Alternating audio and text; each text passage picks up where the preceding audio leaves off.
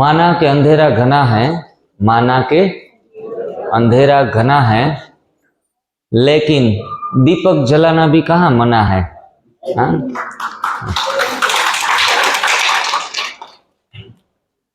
अभी पूरी देश दुनिया में इस प्रकार की शिविरें लगाने का जैसे दौर आ रहा है। जो भी लोग चिंतनशील है, दूसरों के लिए सेवा भाव के लिए उसके अंदर एक अग्नि प्रज्वलित है, ऐसे ऐसे लोग आगे आ रहे हैं और इसमें अपना आहुति दे रहे हैं। इस यज्ञ में ये एक प्रकार का यज्ञ ही कहा जाएगा, स्वास्थ्य का यज्ञ है। सभी देशवासियों को पुनः स्वास्थ्य की प्राप्ति कराने का यज्ञ है।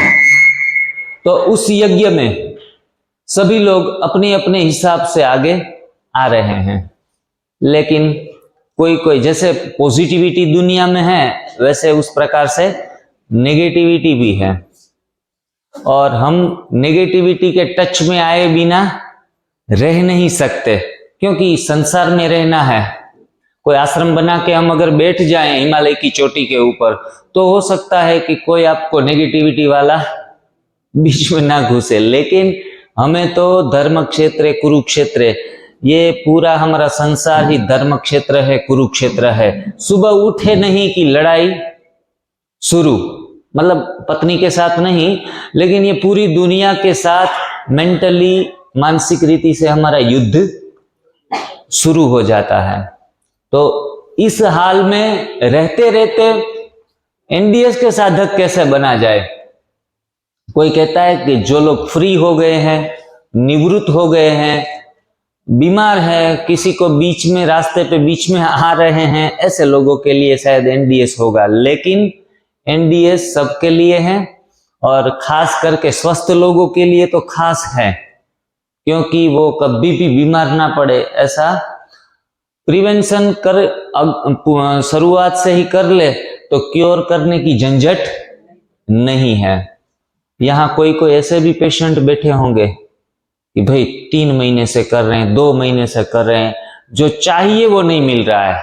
अब क्या चाहते होंगे पता नहीं, लेकिन वो चाहिए वो नहीं पकड़ में आ रहा है। तो कई बार यहाँ आते आते इतनी देर भी किसी किसी को हो जाती है कि फिर उनको यू टर्न लगाना काफी मुश्किल हो जाता है। छोटे छोटे लोग, ये छोटी कुमारियां आपने देखी इस प्रार्थना जिन्होंने गाई, अभी 20 साल की 25 साल की उम्र है। कोई कोई कहता है भैया शाम को रोटी चाहिए, अभी रोटी बगैर 5 साल से जी रही है, ये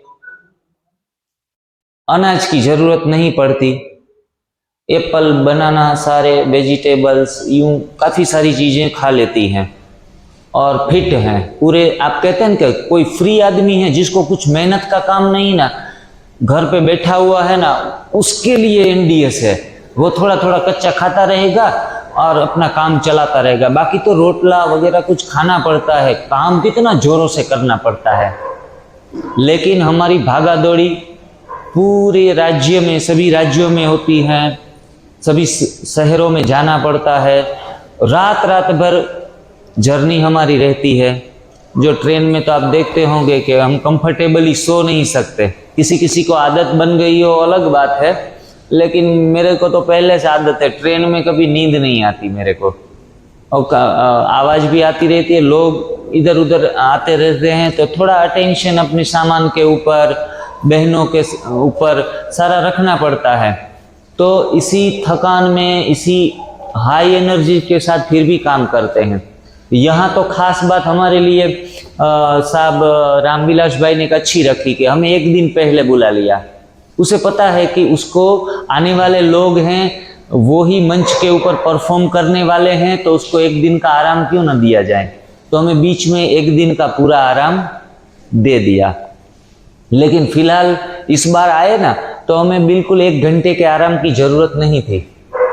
हम अभी महाराष्ट्र गए थे ना, तो सुबह 10 बजे हमारी ट्रेन वहां डेस्टिनेशन के ऊपर पहुंची, और उन्होंने कहा कि आप 2 घंटा सो लीजिए, इतनी लंबी सफर से आए हैं, तो सभी सारे ग्रुप के मेंबर आराम कर लीजिए।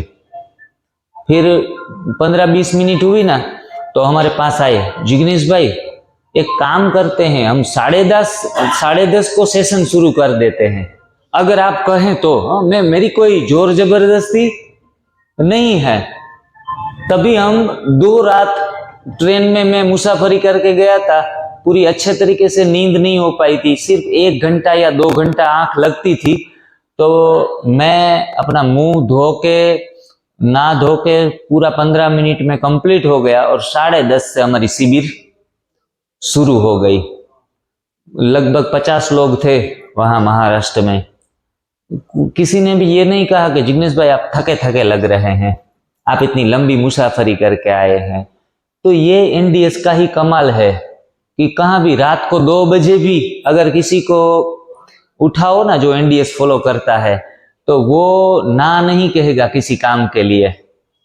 हम तो 6 बजे भी कभी कभी पका हुआ खाकर सो जाते हैं ना, तो कोई उठाता है तो हम कहते हैं कि भाई 6 नहीं 6:30 बजे, जैसे कोर्ट की तारीख पड़ती है ना, ऐसे हम समय को थोड़ा आगे लेके जाते हैं। 7 बजे उठते हैं, 8 बजे उठते हैं। तो ये एनर्जी सुबह से ही हमें नहीं आती है। और अगर मेडिटेशन में भी बैठना चाहेंगे तो ये झुट के खाते रहेंगे, तो ऊपर से कोई कॉस्मिक एनर्जी ले नहीं पाएंगे। तो all of the point of view में ये कहना चाहूंगा कि परिवर्तन थोड़ा सा सहज भी है और कठिन भी है। और हम जब ठान लेते हैं तो कहते हैं कि तूफान तो क्या सैलाब भी गुजर जाते हैं, तूफान तो क्या सैलाब भी गुजर जाते हैं। अगर दृढ़ता की शक्ति है आपके अंदर, अगर दृढ़ता की शक्ति है तो क्या, आगे की लाइन बहुत सुंदर लाइन है कि हाँ, रेगिस्तान में भी फूल खिल जाते हैं।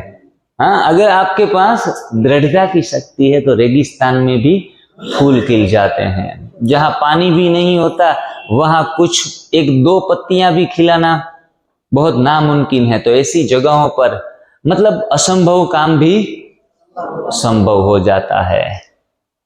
गेंगे करने वाले लोगों के लिए काम नहीं है।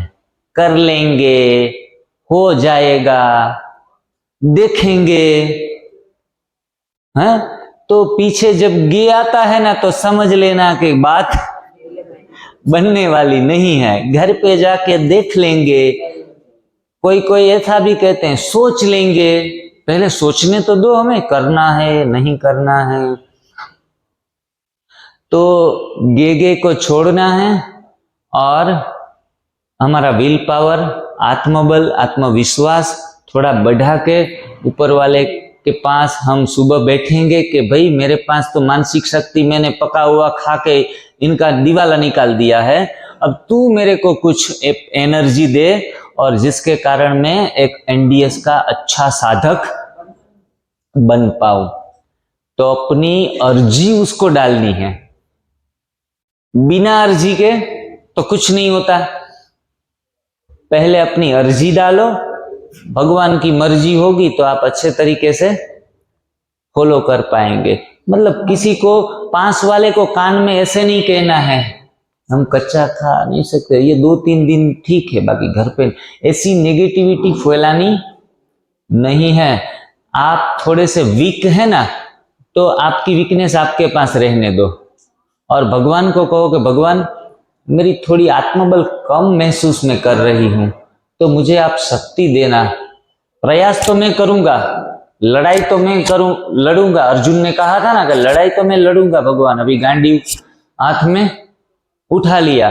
तो ऐसे लड़ाई आपके हक की आपको ही लड़नी पड़ेगी, और कोई आशीर्वाद की कोई बात नहीं है। यहाँ कोई महापुरुष या हमारे जो एनडीएस के फाउंडर है वो वहां से वीडियो कॉल में आकर आपको ऐसे करके हाथ नहीं रखेंगे।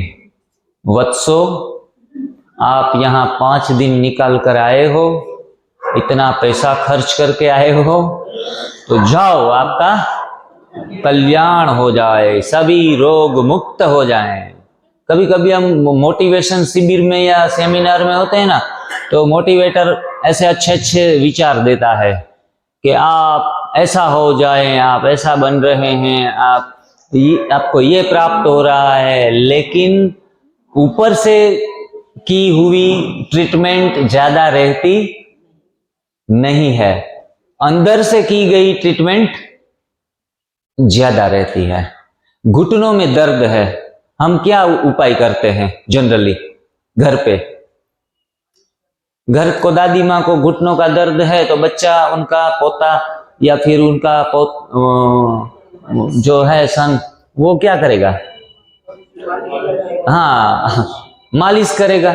कोई ऑर्थो जो भी ऑयल आते हैं बड़े बड़े महंगे महंगे, उनका मालिश करेगा। कोई ट्यूब भी आती है ऑर्थो की अभी, तो ट्यूब भी लगाते हैं। और दादी माँ की सेवा करने का वो धन्यता अनुभव करते हैं कि आज मैं देखो बुजुर्ग लोगों की सेवाएं कर रहा हूं।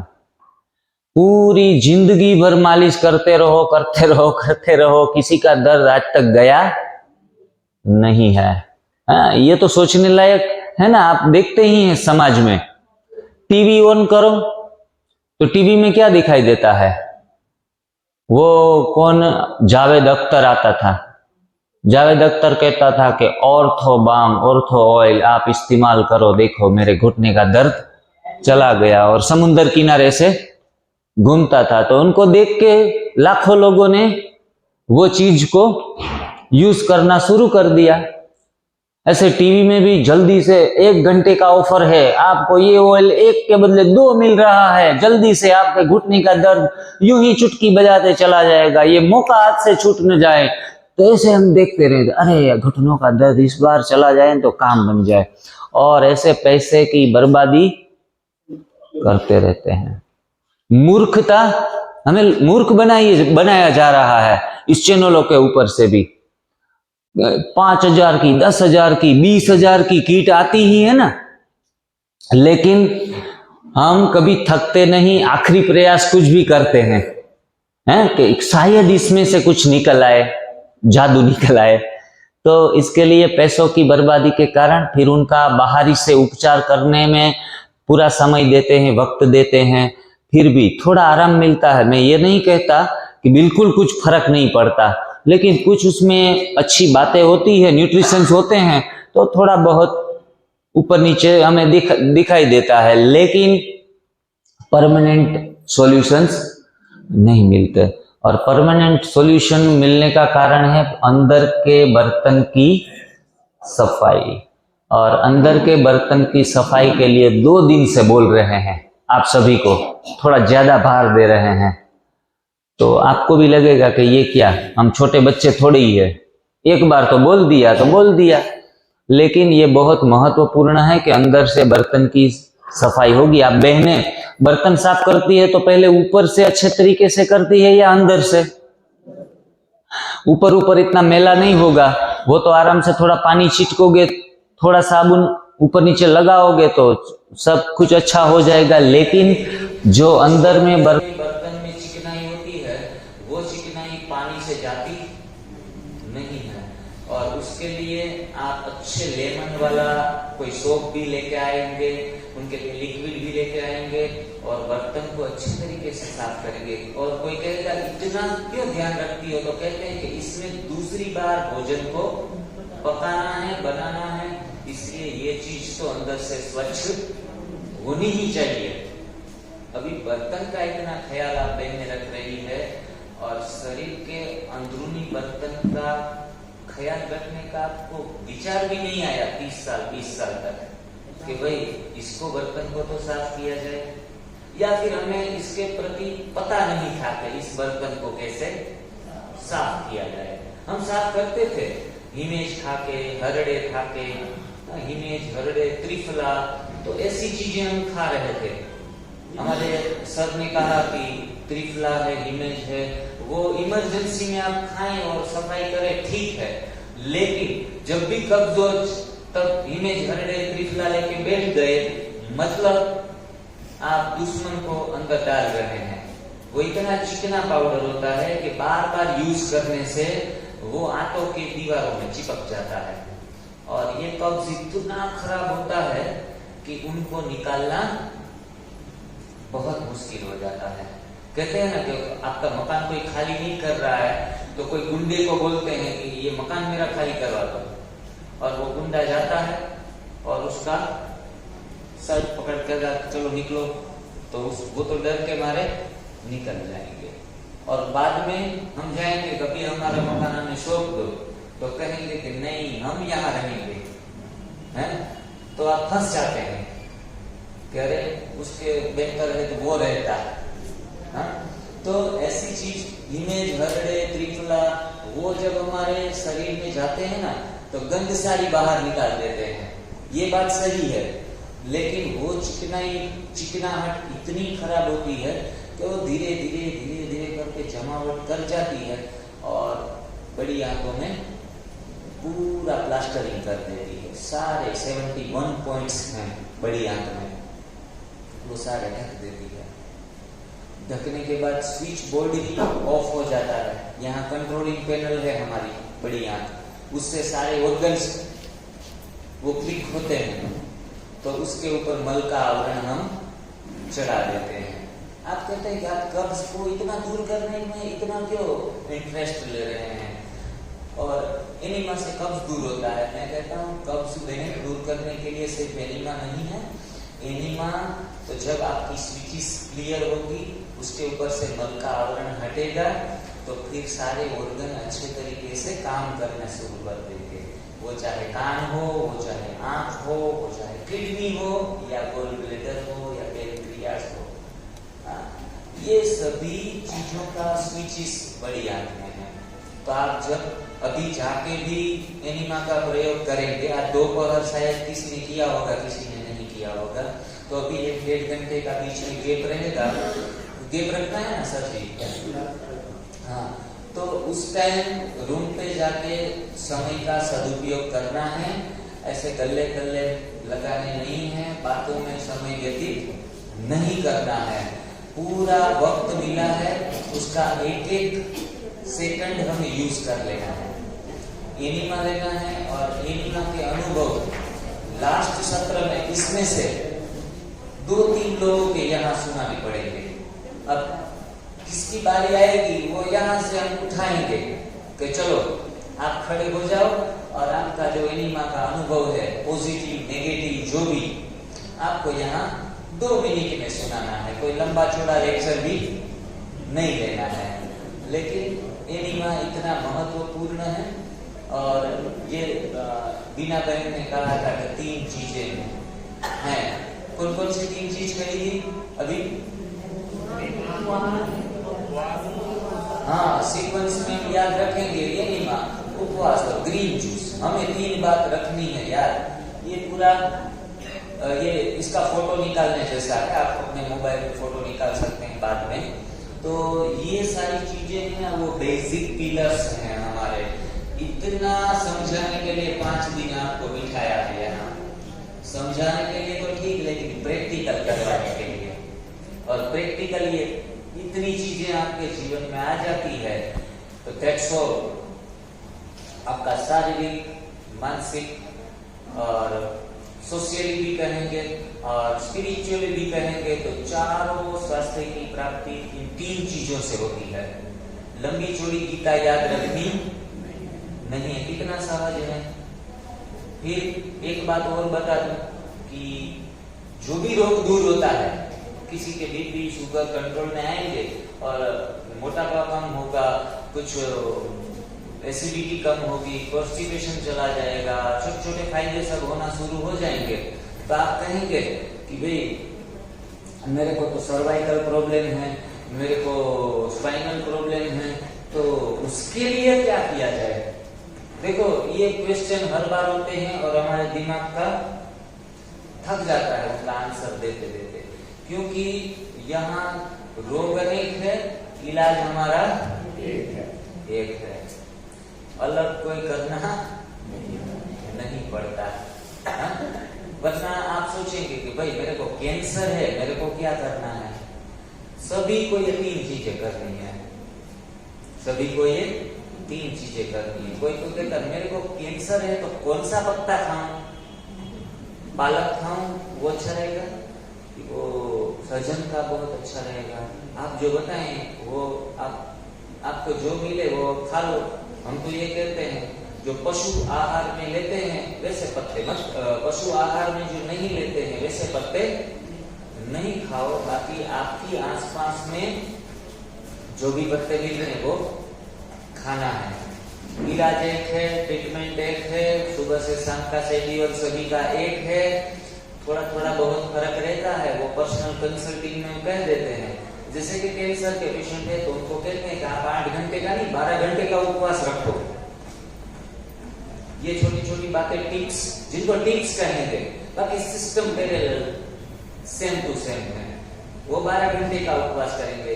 यहाँ एक भाई जी बैठे हैं, दोनों किडनियां काम नहीं कर रही है, तो ये बहुत सीरियस और घातक रोग है जो जीवन और मृत्यु को कहीं भी दिशा में लेके जा सकता है। तो अभी वो बाहर निकल गए, तो किडनी का जो टेंशन आता है सभी लोगों के अंदर, तो उसमें से मैंने देखा है कि 50% लोग रिकवर होते हैं, 50% को मौका भी नहीं मिलता रिटर्न होने में। तो आप वेट न करें कि बहुत कुछ प्रॉब्लम आएगा ना, आज समझ लेते हैं, बाद में फॉलो करेंगे। अगर सीरियसनेस आएगी ना लाइफ में तो कर लेंगे, लेकिन ऐसी गलती न करें। सीरियसनेस आने के बाद मैंने कई लोगों को इस पूरे 5-6 साल में कितने लोगों को मरते हुए देखा है। आज मेरे पास समझने के लिए आया था और कल सुबह फोन आया कि चला गया। ऐसे कितने पेशेंट हैं, क्योंकि घर वाले क्या करते हैं, 1 लाख 2 लाख 5 लाख 10 लाख लुटा दिए डॉक्टर लोगों को और सारा खत्म हो गया। फिर पता चलता है कि अभी जोर होने वाला नहीं है, और पेशेंट को भी कह देते हैं कि अभी इनका मामला 2 दिन 5 दिन या महीने का रहा है, तो फिर छोड़ देते हैं कि जाओ इनको घर पे लेके जाओ, इनकी सेवा करो। फिर याद आते हैं एनडीएस के प्रचारक, भाई जी देखो तो इसमें कोई शक्यता है, पॉसिबिलिटी है, हम किसी को ना उम्मीद तो करना नहीं है। Everything is possible in NDS, काफी चमत्कार हुए हैं एनडीएस में। तो फिर ग्रीन जूस ये सब कुछ चालू करवाते हैं। उसमें से मैंने देखा है कि 10 पेशेंट ऐसे आते हैं ना इमरजेंसी के, उसमें से 5 बचते हैं, 5 चले जाते हैं, जिनको फिर से रिटर्न होने का वक्त निकल चुका होता है। तो ऐसा भी होता है।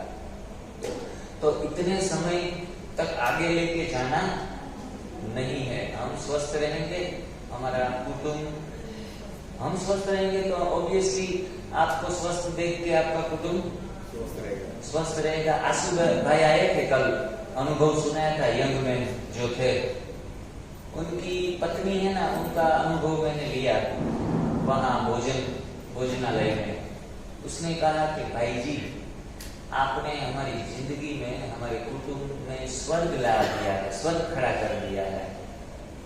मैंने कहा कि मैंने स्वर्ग नहीं खड़ा किया, कोई भी एक कार्य अच्छा होता है ना, यज्ञ होता है ना, उसमें कितने लोगों का प्रयास रहता है, हैं? 8-10 लोग साथ में अच्छे तरीके से जुड़ते हैं तो ऐसा दिव्य कार्य कर सकते हैं। तो आपको परिणाम मिला है आपकी मेहनत से और काफी सारे लोगों के प्रयास से, सिर्फ हम ही रिस्पॉन्सिबल नहीं है उसके लिए। तो इस तरीके से किसी के जीवन में आनंद लाना, खुशी लाना, स्वर्ग जैसा माहौल खड़ा करना, इनसे बड़ी खुशी की बात क्या होती है। एक सुंदर लाइन आपको सुना देता हूँ, बहुत मजा आएगा कि हम खुशी कहाँ ढूंढते हैं, नशे में। तो जो नशा, सबसे बड़ा नशा किसमें है? दूसरों को मदद करना, उनके काम आना, ऐसा नशा और कहाँ भी नहीं है। दूसरों को आज सुबह से लेकर शाम तक का शेड्यूल देखो, रात को सोने से पहले अपने दिल को, अपनी आत्मा को पूछो कि आज के दिन में मैंने कौन सा पॉजिटिव कर्म किया जो मैं मेरे मरते दम तक मेरे साथ रहेगा और मरने के बाद भी मेरे साथ आने वाला है। कहते हैं ना कर्म साथ आते हैं।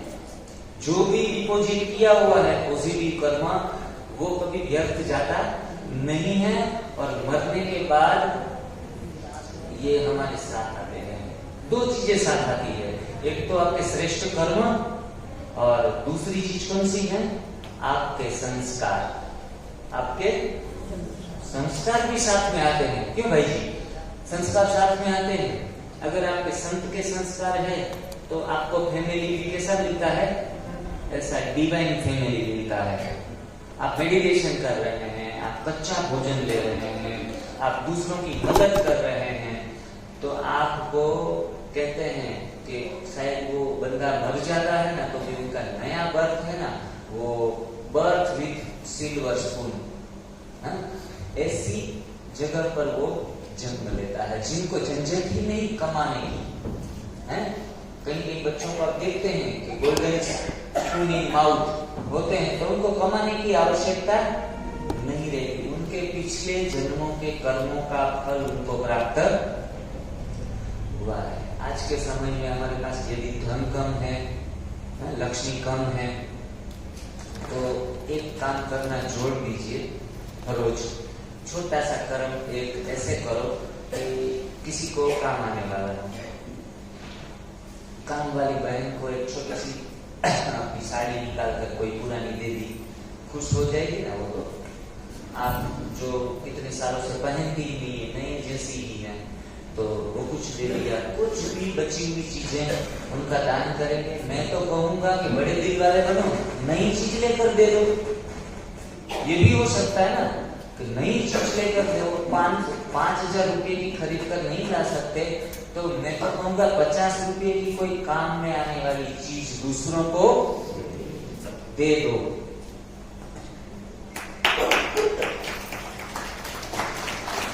देने के संस्कार जैसे पड़ेंगे ना, वैसे डिप्रेशन छू हो जाएगा। कोई कहता है मुझे डिप्रेशन है, मुझे चिंता लगी रहती है, मुझे एंजाइटी है, स्ट्रेस है, मैं गोलियां खा रही हूँ। मैं तो कहता हूँ कि कुछ करने की जरूरत ही नहीं है, बस आप दानी, वरदानी, महादानी बन जाओ। कोई कहता है मेरे पास है क्या, हम भिखारी बन जाते हैं अधिकारी, परमात्मा के खजाने के अधिकारी है, फिर भी हम भिखारी बन जाते हैं। हमारे पास कुछ भी नहीं है, ऐसा हम कहकर पीछे हट जाते हैं, और हमारा मानसिक रोग वहां का वहां रुक जाता है।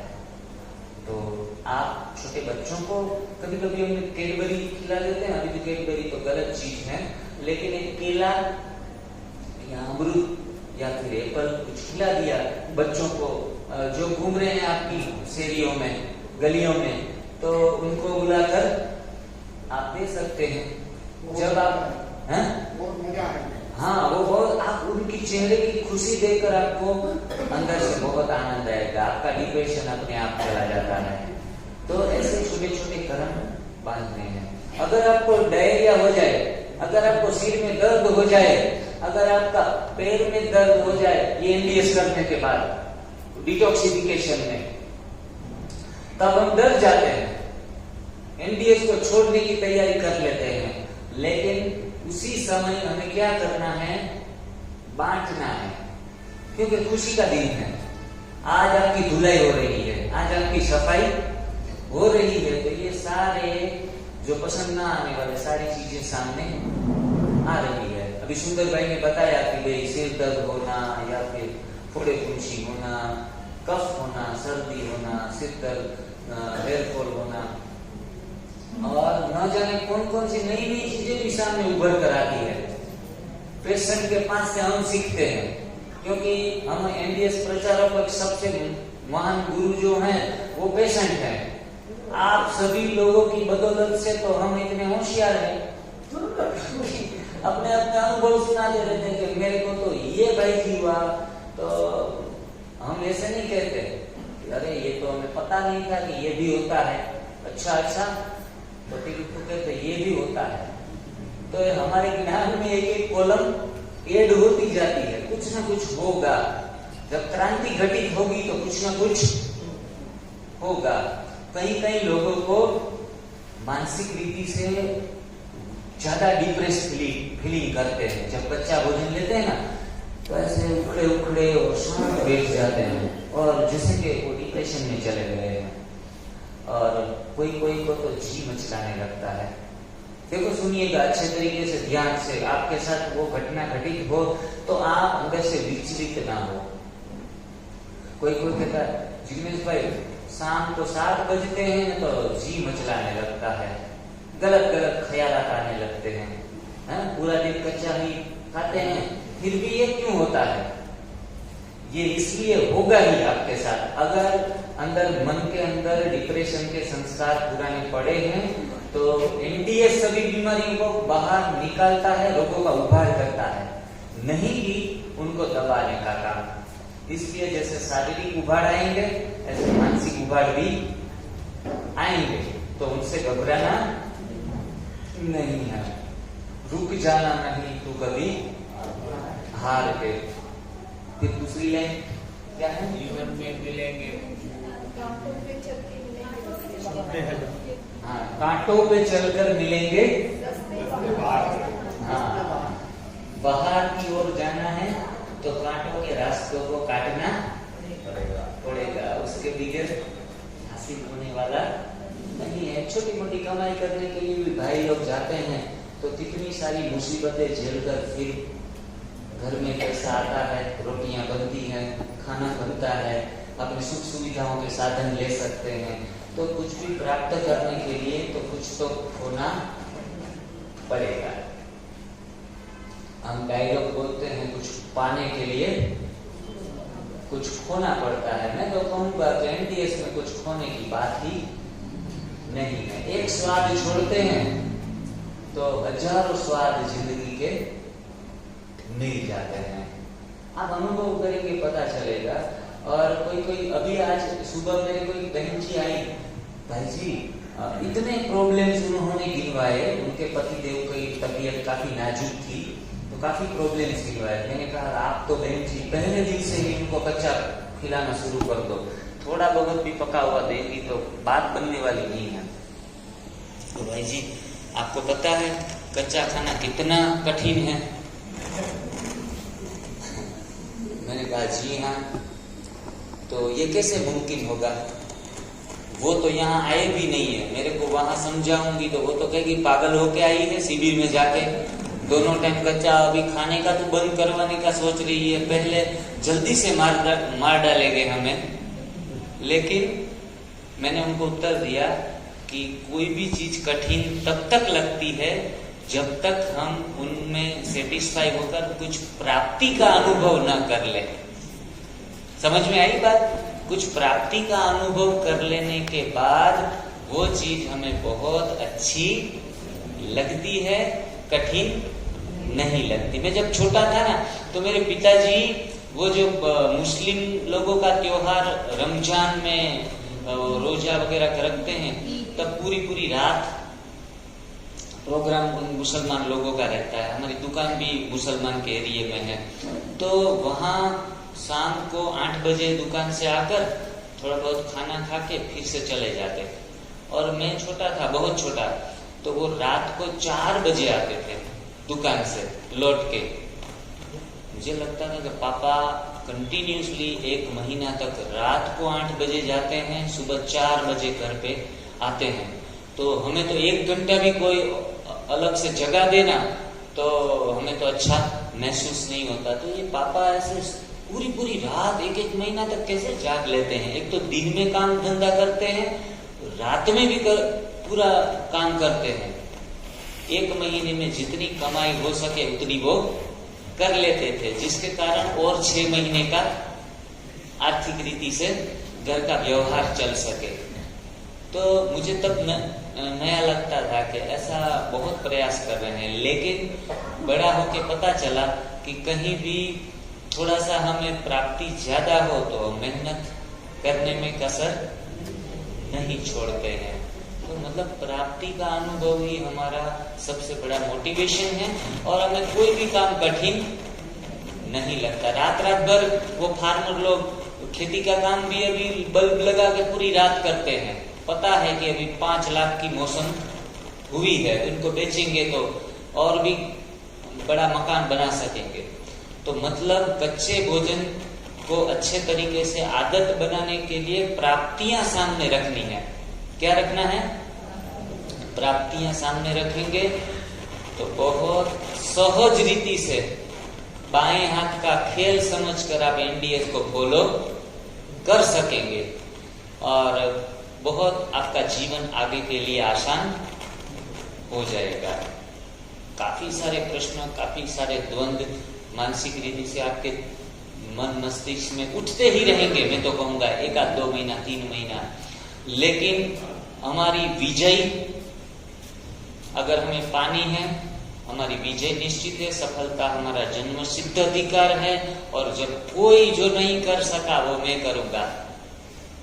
कोई आसपास में लोग आएंगे आपको हिलाने के लिए, विचलित करने के लिए, भगवान भेजते हैं कि ये कितना अंदर से स्ट्रोंग हुआ है और कहते हैं अरे बहन, कच्चे भोजन के ऊपर ऐसे पूरा जीवन नहीं रहा जा सकता और ये तो 5-10 दिन के लिए ठीक है और आगे के लिए आप कहाँ बीमार ना हो जाओ, डेफिशिएंसी विटामिन, प्रोटीन, मिनरल्स की ना आ जाए, तो आप थोड़ा अपना ख्याल रखा करो, थोड़ा खाया करो। लड्डू भी अपने घर से खिलाएगी कि आपके लिए हम लड्डू लेके आए हैं। हाँ?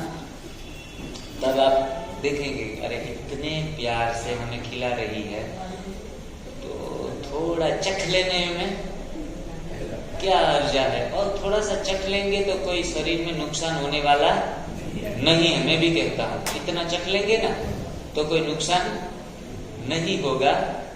लेकिन आप मानसिक रीति से आपकी जब हार होती है ना तो ये आदत छोटी से फिर बड़ी हो जाती है।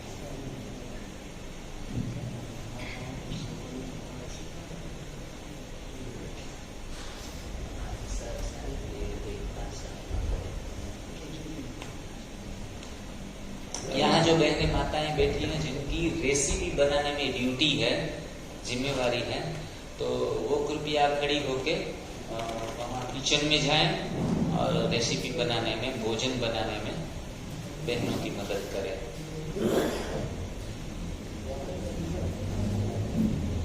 पूरे दुनिया में, पूरे समाज में आज लोग 2 टाइम 3 टाइम पक्का खा रहे हैं बड़े मजे से। सुबह उठते ही पूरी पराठे, भाखरी सभी खा रहे हैं, दूध के साथ, चाय के साथ, अचार के साथ। तो कोई कोई तो हमें एग्जाम्पल देता है, फलाना फलाना तो इतना रोटियां खा जाता है फिर भी एकदम पहलवान है, बीमारी तो उसके शरीर में नहीं है, और हम तो इतना धर्म ध्यान करते हैं फिर भी बीमार हैं। हो सकता है उनका अपना भाग्य, लेकिन कोई भी पके हुए भोजन से अंत समय में बच नहीं सकता। और हमारी जो चाल है, हम आपको जो चाल सिखा रहे हैं वो शेर की चाल है। हाँ? शेर की चाल हर कोई नहीं कर पाता। बाकी तो हम जो चाल चल रहे थे वो पुरानी चाल, इनको क्या कहेंगे? भेड़ चाल। भेड़ है ना, उनको ज्यादा दिमाग लगाने की जरूरत नहीं पड़ती। ऐसे एक आगे जाता है तो ऐसे झुक के पीछे पीछे चले जाते हैं, तो हमें पीछे पीछे जाना नहीं है। टाइगर अकेला होता है, शेर अकेला होता है। अगर आपको अकेला भी चलना पड़े तो आपको चलना है। वो एक सुंदर गायन है, चल अकेला चल अकेला चल अकेला, तेरा पीछे छूटा राही चल अकेला। फिर आगे है, हजारों मील लंबे रास्ते हैं तुझको बुलाते। तो इस तरह से अकेले चलने का जज्बा भी साथ में रखना है। अगर मैं तो यूं कहूंगा कि अगर घर का जीवन साथी भी हमें सपोर्ट ना करे या फिर ओपोजिशन करे तो भी हमें अच्छे तरीके से इस सिस्टम को समझते समझते आगे बढ़ते रहना है और युक्ति भी लगानी है। कोई लड़ाई झगड़ा करके डाइवोर्स लेना नहीं है कि हम तो सत्य के साथ में हैं तो बोला कि तो जाओ आप। इतना उमंग उत्साह और उल्टा नशा भी नहीं चढ़ाना है। बीमार नहीं है अच्छे तरीके से चल रहे हैं तो दिन में कच्चा रात में पक्का, दिन में कच्चा रात में पति के साथ ही बैठो और उसको भी खिलाओ और खुद भी खाओ, बड़ी युक्ति से आराम से चलेगी। अगर बीमार ज्यादा है, बीमारी जा ही नहीं रही है तो दोनों टाइम कच्चा खाना ही आपको पड़ेगा। इस तरीके से सोच समझकर संभल कर कदम आगे बढ़ाने हैं। कोई कोई तो एनडीएस करके फंस जाता है, बोला कि अभी न इधर के हैं न उधर के हैं। घर वाले भी हमसे नाराज हो गए और चौहान सर भी हमको नहीं बुला रहे हैं, रामविलास भाई भी अभी हमें जानते नहीं है कि ये कौन है, वो तो शिविर में आया था और चला गया। तो जीवन में जहां भी आपको आगे बढ़ना है, अकेले होने की तैयारी रखना है। मैंने जब 2017 में एनडीएस को शुरू किया तो मैंने कृष्णा को कहा कि मुझे सुबह किचन में नहीं आना है, अभी सुबह से शाम तक मैं किचन का मुंह देखने वाला नहीं हूँ। मुझे कच्चा भोजन थोड़ा बहुत दे देना, वो चाहे कुछ भी फल वगैरह और ककड़ी है, टमाटर है, उनका जूस बनाओ, उनका सलाद बनाओ, मेरे को ऐसी चीज आप खिला दो। उनको रेसिपी तो जानती नहीं थी, एनडीएस के बारे में थोड़ा बहुत जानती थी लेकिन प्रैक्टिकल नहीं किया था। उसके शब्द ऐसे थे, आप भूखे रहो, हमें भूखे मरना नहीं है। तो मैंने कहा कि अरे मैं तो समझता था कि ये मेरी जीवन साथी तो कदम से कदम मिलाकर चल पड़ेगी। कहा कि मेरे को सुबह वो झाड़ू पोछा करना है, 4 रूम है तो उनको सफाई करना, बहुत काफी सारा काम रहता है। और आप तो लैपटॉप पे ऊपर बैठ जाते हैं, आप तो यूं ही ऑफिस पे टांग चढ़ा के बैठ जाते हैं, तो आपको वो खाने की जरूरत, मैं भी सोच रही थी कि आपका खाना बंद कर दूं। तो दोनों टाइम का पका हुआ भोजन हुआ बंद, स्टोव हो गया बंद मेरे लिए। तो 5 दिन 15 दिन हुए, मेरे 4 kg वेट लॉस हुआ। मेरा पेट थोड़ा सा इतना फूला हुआ था ना, गणपति की तरह खड़ा रहता था, तो फिर थोड़ा सा अंदर गया और फिर मैं ऐसे झुककर यहाँ तो टच भी नहीं कर पाता था। तो फिर ये सब थोड़ा मूवमेंट आने लगी, हलचल स्वास्थ्य की होने लगी। तो वो तो पूरा 3 टाइम खा के वो देख रही है सब कुछ कि ये क्या कर रहा है और उसके अंदर कौन से परिणाम आ रहे हैं। वो मैं 4 व्हील कभी भी साफ नहीं करता उनको, क्योंकि झुका ही नहीं जाता। अगर झुक जाते हैं तो छाती के ऊपर प्रेशर बढ़ जाता था, तो फिर उसको ही साफ करना पड़ता था। मैं उनको कहती थी आज मेरा 4 व्हील थोड़ा सा एकदम नीट एंड क्लीन बना दो। बोला के चलानी आपको और सफाई हमें करनी पड़ती है। बाद में मैं अपने 4 व्हील को अच्छे तरीके से साफ करने लगा। मेरे छोटे मोटे काम, मानो कि कमरे में कोई चीज अस्त व्यस्त पड़ी है तो ठीक रखना, उसमें सब में एक एनर्जी आने लगी कि हम ऐसे फालतू नहीं बैठ सकते, थोड़ा बहुत काम या एडजस्ट करते रहे। तो ये चेंजेस उनको देखने में आ रहे थे। और बाद में उसने देखा कि मुझे 20 साल से अस्थमा भी है, 20 साल से मैं स्किन में क्रीम लगाती जा रही हूँ, हाथ और पैरों में उनको काफी स्किन की प्रॉब्लम थी, स्किन की एलर्जी थी। तो ये सारी चीजें मुझे पूछने लगी, तब से मैं डॉक्टर बन गया। और उसने कहा कि जिग्नेश ये मेरी ये 2 प्रॉब्लम दूर हो सकती है। मैंने उनको अच्छे तरीके से समझाया कि देखो देखो ऐसे काम करता है, उपवास ऐसे काम करता है, ये एनिमा ऐसे काम करता है। तो पहला पेशेंट मेरा था कृष्णा। तो उसने स्टार्ट कर दिया धीरे धीरे करके। सुबह सुबह थोड़ा हल्का नाश्ता लेती थी, दोपहर में चावल भात वगैरह वो जो खाती थी। तो वो मैंने कहा कि आप धीरे धीरे जैसे भी हो आप शुरुआत करो। गीता जी में लिखा है नेहाभिक्रमणा स्वस्ति प्रत्यवायो न विद्यते स्वल्पमप्यस्य धर्मस्य त्रायते महत्तोभया। धर्म का थोड़ा सा भी आचरण कर ले तो वो व्यर्थ जाने वाला नहीं है। तो आप जितना भी हो सके आप कर लो। तो वो भी करने लगी। उनका वेट लगभग 70 kg के आसपास पहुंच गया था। और बहनें 70 kg में अच्छी नहीं लगती, कोठी जैसी लगती है। तो 70 में से वो बोली कि मेरे को 50 करना है। और वेट भी उनका रिड्यूस हो गया। आज के दिन में 53 के आसपास है, 53-55 के आसपास। वो पिछले 4-4.5 साल से ऐसे ही है। और एकदम मोटी दिखने वाली कृष्णा एकदम गुड़िया जैसी बन गई। मेरे को नुकसान एक हुआ कि लोग जो भी आते थे तो बोलते थे कि वो फोन आता है ना, तो फोन में कहते हैं कि भाई जी वो रेसिपियां जो बहन बनाती है ना, वो आपकी बड़ी बच्ची है या छोटी?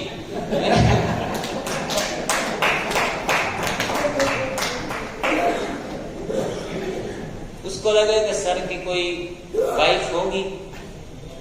तो जो भी जिसका भी फोन आया, मैं जनरली स्पीकर में रखता हूँ फोन, तो कहते कृष्णा बहन आपका वो बच्ची है आपकी।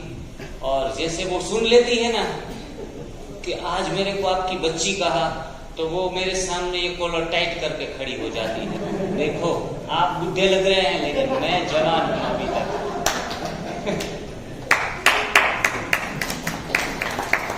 खास करके बहनों को एक सुंदरता अगर प्राप्त हो तो और कुछ नहीं चाहिए। किसी ने कहा था गुड़िया बास हूँ, किसी थी यहाँ पे खड़ी थी ना, कोई कह रही थी गुड़िया बास हूँ, तुमको लगा जाएगा मुझे बिटिया ही है।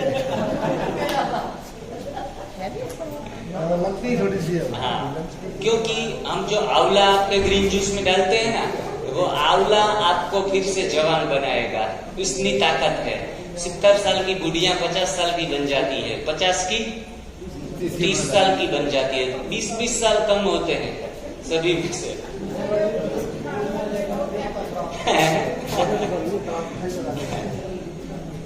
एजिंग फैक्टर जो है वो हरी पत्तियों में, आंवले में, ऑरेंज में, लेमन में, ये सारी चीजें हैं ना नेचुरल, वो यूज करने से एजिंग फैक्टर गायब हो जाता है। हम गुड़गांव में एक पेशेंट के घर पे गए थे, हमारे पोरबंदर आए थे वो वो अपना इलाज करवाने। मैंने देखा ना तो वो जो ब्रिगेडियर था आर्मी का, आपने वीडियो शायद देखा होगा, तो वो ब्रिगेडियर साहब अनूप भास्कर करके उनका नाम है। उनकी पर्सनालिटी टोटली चेंज हो गई। पहले दिन आए थे तो पता चलता था कि इनकी आयु काफी हो चुकी है। आज पूरे यंग मैन की तरह मेरे पास खड़े थे ना, तो फोटो आप देख लेना चैनल के ऊपर, डिवाइन लाइफस्टाइल एनडीएस। बहुत सुंदर पर्सनालिटी उसने क्रिएट कर ली। अपना अनुभव भी यूट्यूब के ऊपर सुनाया है। वहाँ आर्मी में थे तो 300-400 जवान उनके नीचे ट्रेनिंग लेते थे। इतने बढ़िया होशियार बाहोश आदमी, और उनकी वाइफ डॉक्टर हैं, तो उनको भी ये सिस्टम को फॉलो करवाया। उनका अनुभव भी आप सुन सकते हैं। तो काफी सारा जो नॉलेज, काफी सारे अनुभव, काफी सारा मटेरियल, वो आपको 5 दिन में मिलने वाला नहीं है। आप पीएचडी नहीं हो सकते 5 दिन में, लेकिन वो पूरा जो मीडिया के लेवल के ऊपर जो भी नॉलेज आपको मिले, आप लेते रहो। हाँ, तो उनसे आपकी मास्टरी आती जाएगी, आप कोई गलती करने का चांस नहीं होगा।